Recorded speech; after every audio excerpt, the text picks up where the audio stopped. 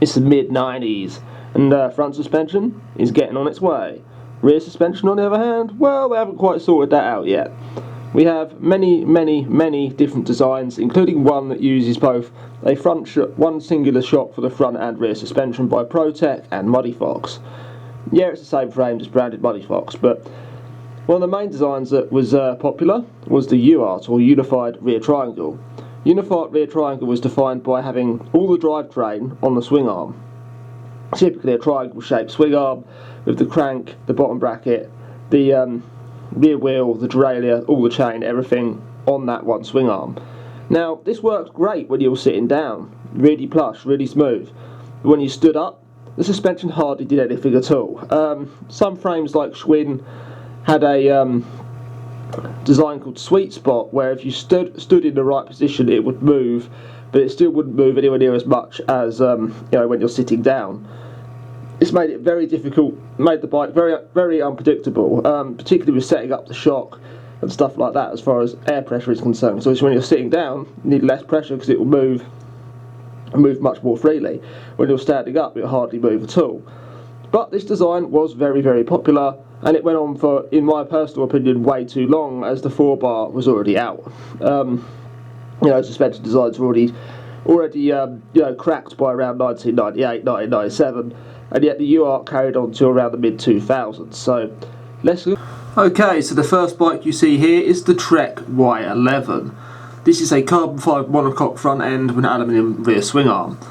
This had RockShox duty suspension forks on it, and a few other period correct components, STX-RC levers and things like that, as you can see in the pictures. I did make an entire video about this particular bike. These were kind of famous as being a bit of a catapult. If you did get yourself in the wrong position on one of these, it would throw you over the bars quite violently. They were very fun, but very sketchy when you hit roots and things like that at speed. Not ideal, to say the least. But yeah, awesome. Yeah, it's crazy to think they had a carbon fibre frame and everything else, but the suspension really wasn't up to stuff. We had good single pivots by that point. We had good 4-bar linkage bikes at that point. Things like the Schwinn Straight 8, Schwinn Straight 6, stuff like that. But yeah, like I said, this URT phenomena went on for years. And there were a lot of crazy bikes built around it. In fact, I think 2012 or 2014 was the last URT bike, and I believe that was a Harrow. So yeah, whatever. That's the Trek Y series. The Trek Y series continued right up till 2001, 2002. So yeah, this is not the first one I've had on the channel either. I have had a few more of these. Let's move on to the Orange X2. Okay, so the Orange X2 I had here in the next video has Mazzocchi suspension forks on it, Mazzocchi MX Pros, which are an air over oil fork with coils as well. So you've got a coil, but you've got air assist to basically the air is like your preload. Instead of having a knob to turn, you have air. But this fork was aftermarket to the bike. The original fork was mounted to SX. Was it SX? Yeah, I'm sure it was. Mounted to X for SX, something like that.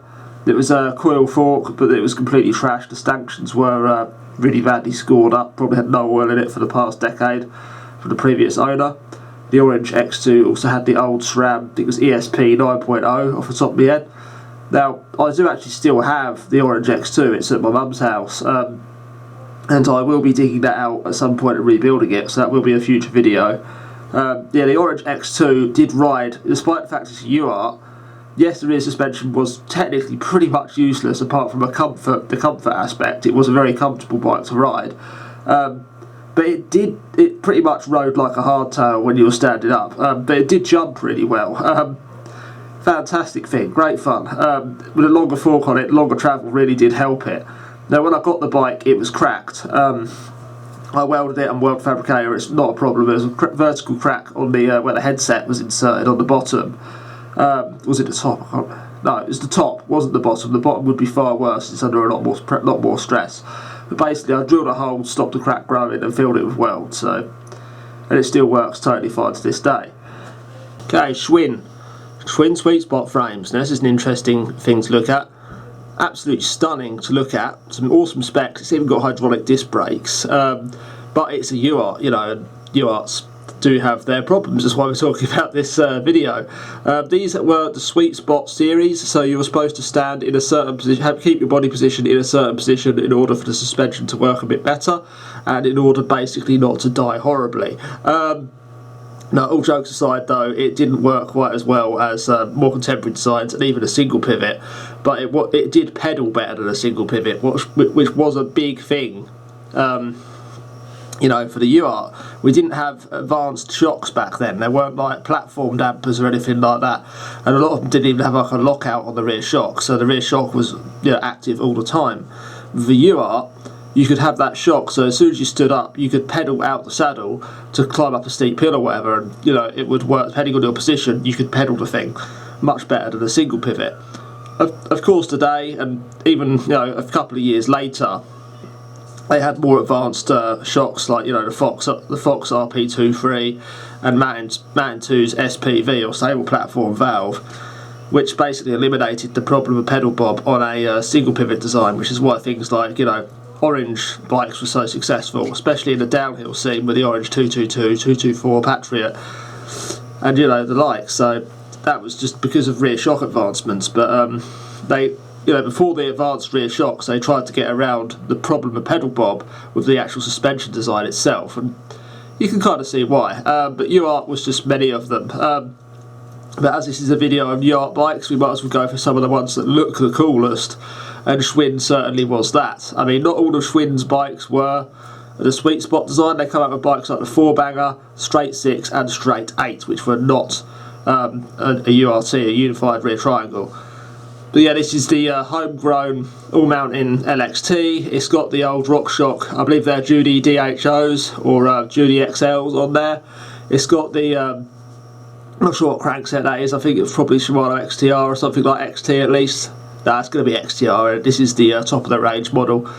We've got the carbon fibre front end, Titex seat post, and look at the stem, look at the old long stem and really narrow bars. You know, that was just how it was back then. So, you know, narrow bars were also, there was actually a fad at one time of people cutting down their bars really narrow, like ridiculously so, and having like these massive bar ends and massively long, like I'm talking 150mm stem. But yeah, that was kind of crazy.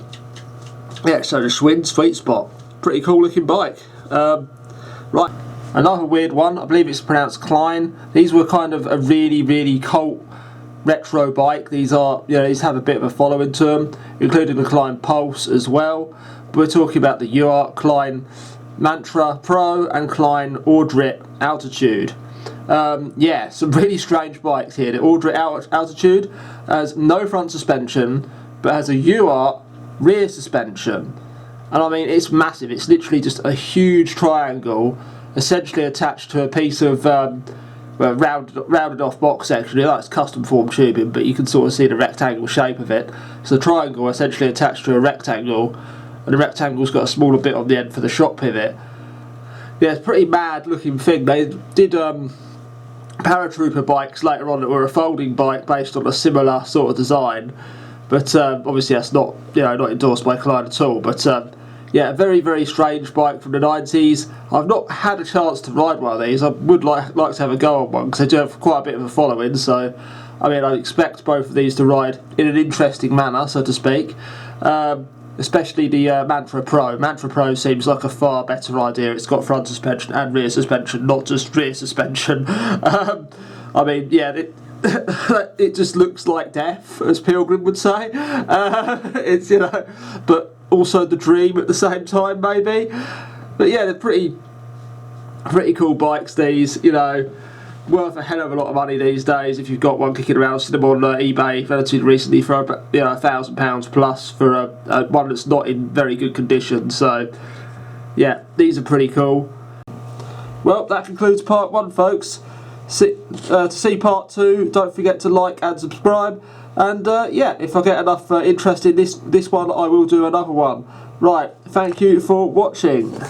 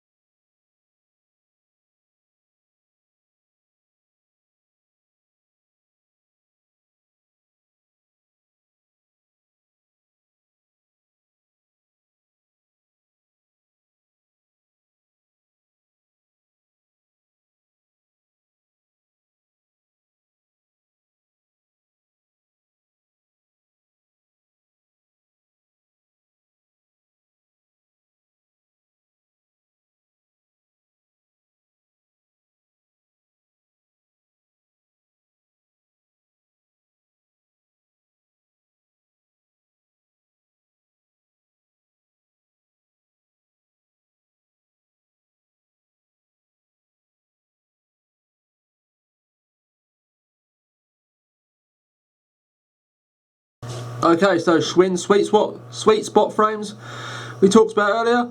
Well, here they are. So this was a crazy time in mountain bike history indeed. Not only is a URT, there's an absolutely massive rear end on these. The idea was you stood in a certain position and the suspension would actually, you know, work quite well. But as soon as you got out of this position, there was like marks on the frame on them that actually basically telling you where your body's position should be. But in reality, that still didn't work anywhere near as well as more contemporary designs, or even designs at the time, like a single pivot or 4-bar. But they were friggin' awesome to look at. I mean, look at that thing. That is an absolute work of art. The old polished aluminium swing arm, the like pivot point that it sits on, and you know, a lot of these were even carbon fibre as well. The front end was carbon fibre with an aluminium rear end. Schwinn really did make some absolutely beautiful bikes in the mid to late 90s. These were just some of them. The other bikes include the Schwinn 4-banger, Schwinn Straight 6 and Schwinn Straight 8. These were the Schwinn Straight 6, 4-banger and Straight 8 were not URT. They were you know, single pivot and 4-bar respectively. So